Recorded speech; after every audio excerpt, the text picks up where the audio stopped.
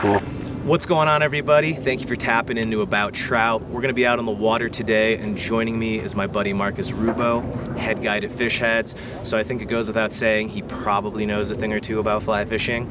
Today we're gonna be tackling bobber rigs, indicator rigs, things that we use on this river every single day as full-time San Juan guides. Whether you're new to fly fishing or a veteran angler, the setups and techniques that we're going to be using today should help you put more fish in the bag. Or your money back. Awesome.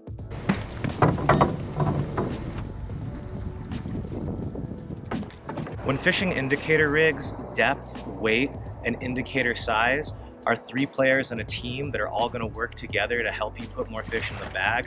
But before we can even get there, we want to talk about leader formulas. Marcus has turned me on the custom leaders, and I've moved away from tapered leaders for a lot of reasons. I'm going to have Marcus show you how to tie up what I've been running all season, what he likes to use, and why that could be beneficial to you. The reason for using a dedicated nymphing leader rather than a tapered leader is all about drag. A tapered leader carries a much thicker butt section, which usually holds highest in the water column as we're nymphing, and puts a lot more drag on the system. With a dedicated nymphing leader, you're gonna come into contact from indicator to weight a lot faster, and you're gonna carry a much better connection for sensitivity. All right, guys, we're gonna start with a leader formula. First of all, Maxima Ultra Green seems to hold up throughout a day without getting too kinky, if you know what I mean. We're gonna start with a perfection loop. The smaller your perfection loop is, the smoother it'll come in and out of your guides. We're gonna start with a little more than 3 feet of 10 pound. Then we're gonna get a 2-foot section of 8 pound. You gotta make sure to clip your butt sections really nice and tight. Again, we have a lot of moss in the river. The less moss on your line, the less drag on your rig.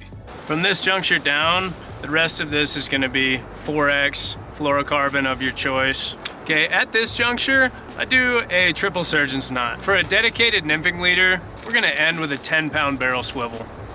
This should help our items roll around in the currents more freely, giving a more natural presentation to the trout. I connect this with a standard clinch knot.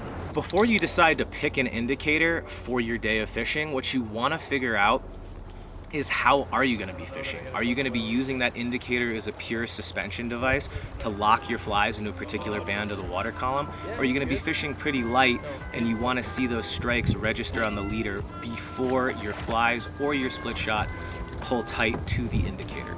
Another thing to consider when selecting an indicator is the wind. The windier the conditions, the more these large indicators are going to get pushed around in the wind and distort your drift. The smaller indicators ride lower in the water and pick up a lot less drag. You know, as guides, for us, the most important thing day in and day out is sensitivity and seeing that strike register on the indicator. Generally, we're trying to fish the smallest indicator that we can get away with, and an indicator that's going to have a lot of different weight applications while maintaining that sensitivity. So just as a rule of thumb, the more weight and the choppier the water, the more outside factors like wind, the bigger the indicator. The calmer the water, the smaller the flies, the more subtle the eats, fish a smaller indicator. On this particular day with Marcus, we did not change our indicators. We had a pretty relaxed day on the river and decided to just cherry pick the deeper, slower sections. We were fishing deep with bigger trash flies and heavier weight to keep our flies locked in the lower third of the water column.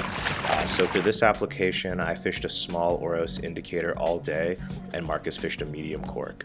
We never changed flies. This was kind of a guide's day off fishing trip, and it's a large departure from our usual guide regimens of consistently changing rigs and indicator sizes to match the prevailing conditions.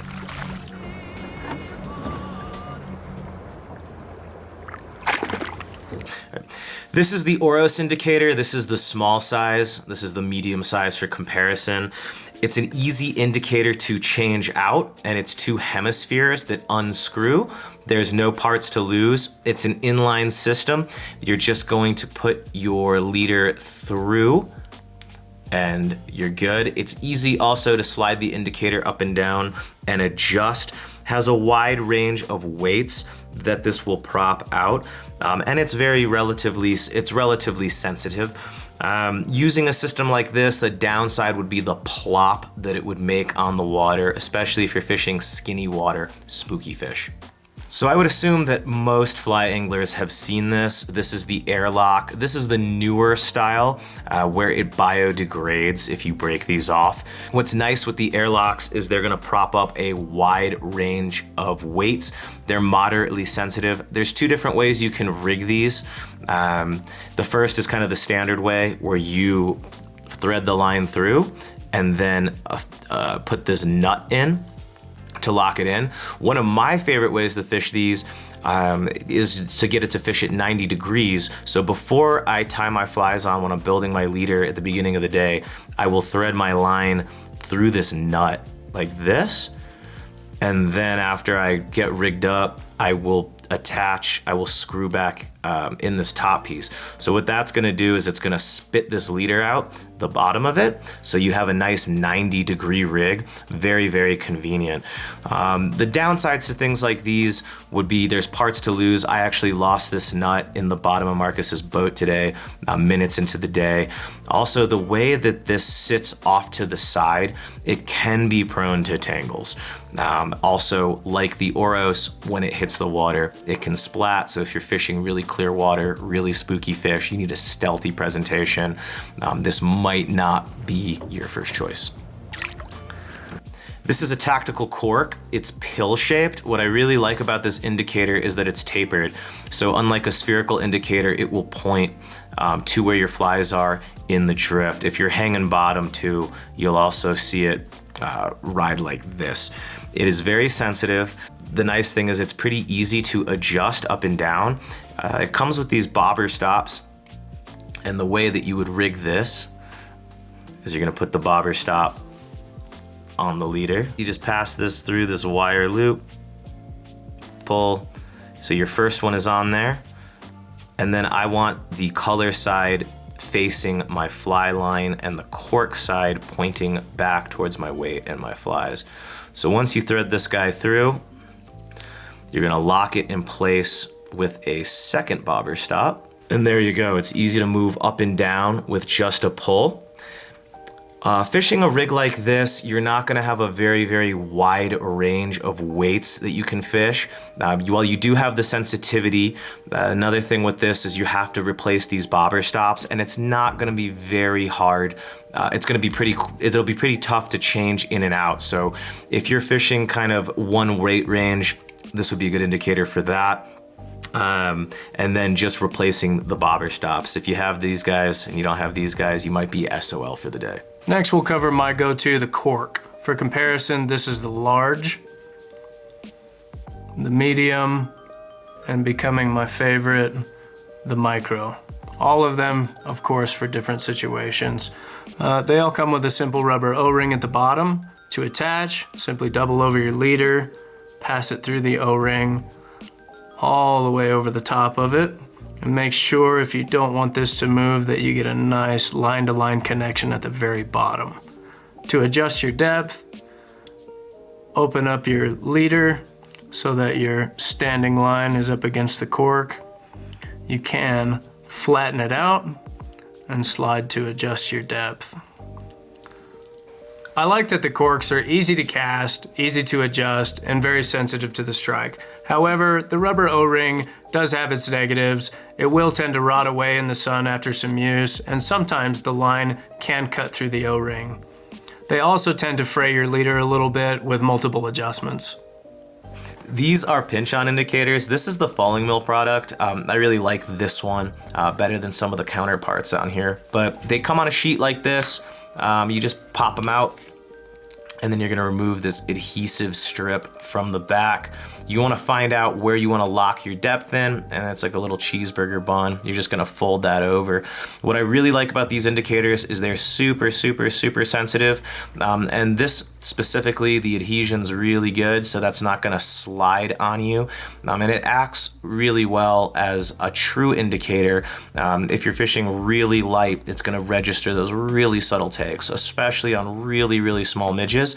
Another positive to this is it's not gonna put fish down. It doesn't plop on the water. So if you're fishing spooky fish, this is a great system to use. The downside to a system like this is you're gonna be locked in at a fixed depth. It doesn't adjust. And also with that adhesion, you're gonna have to actually cut this one off. Also with these guys, you know, they're not going to support a ton of weight. I'm kind of a niche use indicator, but when the situation calls for it, absolutely one of my favorites. So this is yarn. Yarn is a very popular indicator because it's incredibly sensitive. You can kind of customize the size of your indicator by the more yarn that you use, the heavier the weight you can suspend, and vice versa. Yarn is also great because you don't it doesn't slap on the water. So if you're fishing a really skittish and sensitive fish, it's not gonna put them down with a big indicator plop. There's different ways to affix yarn, but I'm using the New Zealand system. A lot of guys will use orthodontic rubber bands. But with this, there's a pre-cut tube and then you'll have to pre-cut your own. I'm gonna double that over the indicator and then you're gonna put your yarn up in here. You're gonna seat that tight, and one cool thing about this New Zealand system, when you seat it tight, is it is adjustable. So that's super convenient. Some of the downsides to yarn is it's pretty finicky. You're gonna have to hit it with multiple floating applications to keep it riding throughout the day. Throughout the day of fishing, this will kind of get matted. You're gonna have to trim it up. Yarn can also act like a big sail, catch a lot of wind and distort your drift. And that's really it with yarn. You kind of got to stay on top of it. So after kind of breaking down for you guys, you know, the various types of indicators and their applications and what they're good for my guiding, I've really settled on 3. I was a really big airlock guy until the Oros came out. I've since switched to that. It's inline, it tangles less. And you can throw a wide range of weights at it without having to change indicator sizes. For when I'm fishing lighter rigs, kind of medium depth and shallower depth, I'm gonna turn to that micro Corq. It's really sensitive and it really fits the bill there. And then for really light, high column and no weight stuff, I'm gonna use that pinch on indicator. For me, it really detects even the most subtle strikes, especially when I'm nymphing on the other end of the spectrum, throwing 24s, 26s, even 28s. That sensitivity is paramount, especially for what we do day in and day out on the San Juan. So those are my choices. That's what's in my kit, and hope that helps you guys out. Now that we've gone over the pros and cons of each indicator system, I think you'll find that all of them have their place. For me, I use Corqs in large, medium, small, and micro for any given situation on the water. But I think you'll find, if you apply the principles that we've taught you today, that all of the indicators will be successful. Thank you so much, everybody, for making it to the end of the video. It was an awesome day out in the water with Marcus. Great day.